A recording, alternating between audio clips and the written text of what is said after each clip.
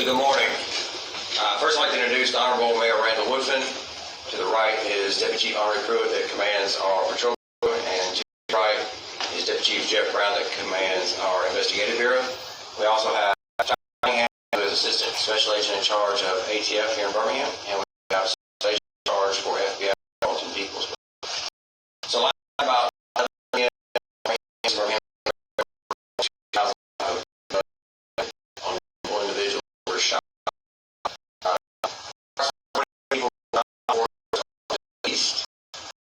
There were two hospitals, and the investigation.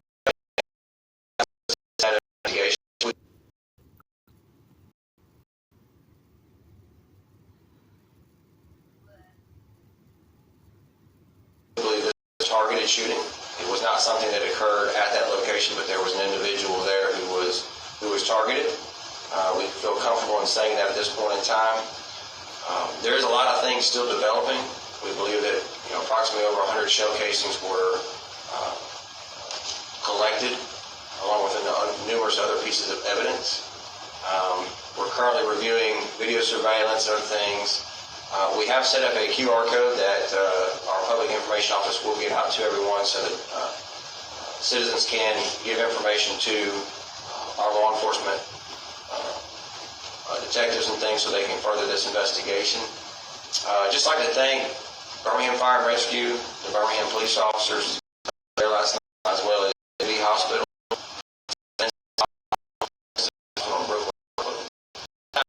We're large anytime something of this occurs, taxing on all of our city services.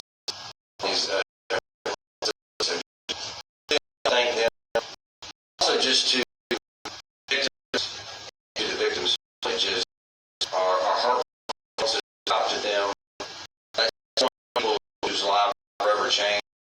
20 families that were some were just altered, and just our heart out to them as we work. But this is take some time, but we have the full support of our partners.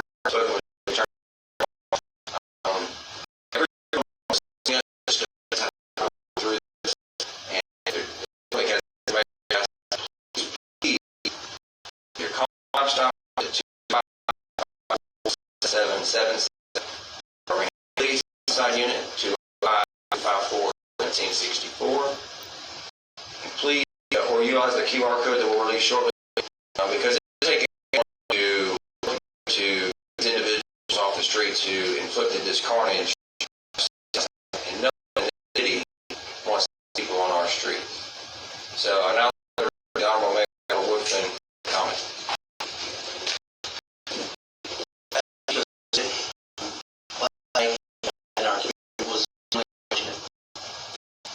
In the block, the first thing is to find these shooters, who require assistance of members. Not anyone have any information. I think it's critically important for us to be in a position best.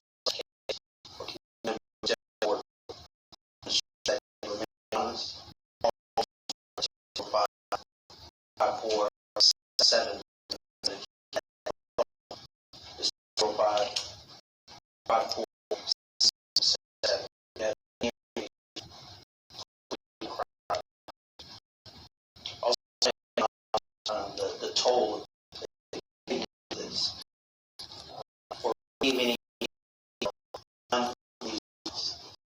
the victims who live who have to face related to the emotional as well as physical trauma that they will have.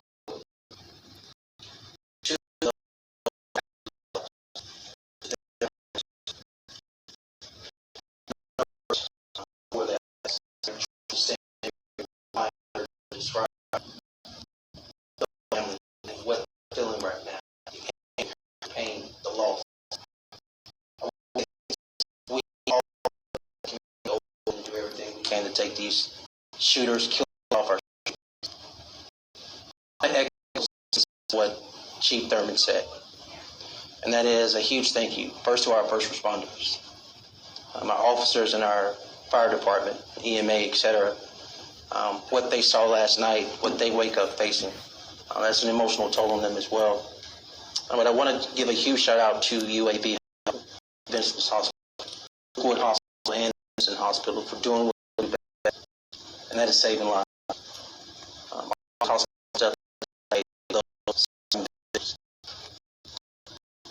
But I want to make something clear. I am, this is nonpartisan. And so in this moment, I really don't care a damn about partisan. I don't care about Democratic politics, Republican politics. What I care about and what is my concern, what is my top priority, along with the Birmingham Police Department, is public safety. But you got to give us the tools to solve these issues. This is not the first occasion, unfortunately, in 2024 where we've seen the style of weapons, the number of bullets on the scene, possibly conversions used, etc. Automatic weapons being used in our streets. This is a solvable problem, and I want to explain that. I tell people when America gets a cold, it's possible that Birmingham gets the flu. In the 60s, at the height of it, unfortunately, we were the poster child. We found out in 2020, epidemic crisis. Birmingham did. With that speed. Is it doable? The answer is yes. Does it require everyone to come together? The answer is also yes.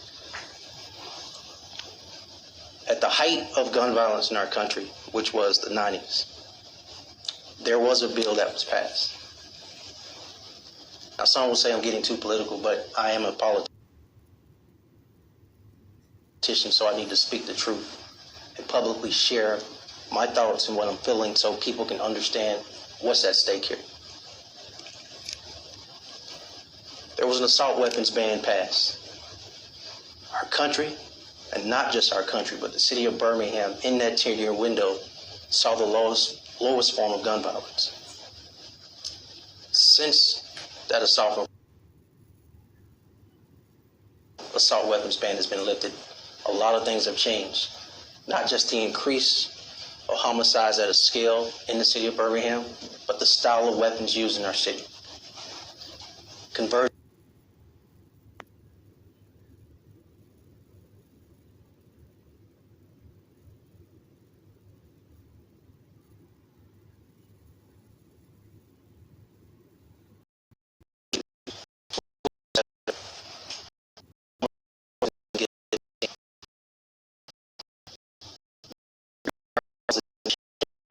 The tools for police.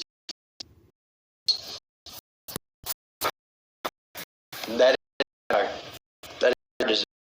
desire to take and shoot in the street.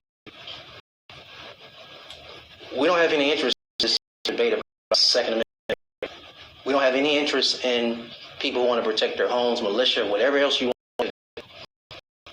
There's a element in this. There's in this. Or comfortable riding around. Automatic virgins. Intent is to harm people, shoot people, kill people. They don't care if it's innocent people. They don't care if it's a single child. That is their interest. We need the necessary tools. We don't have to. I want to the state. Not your fingers. But and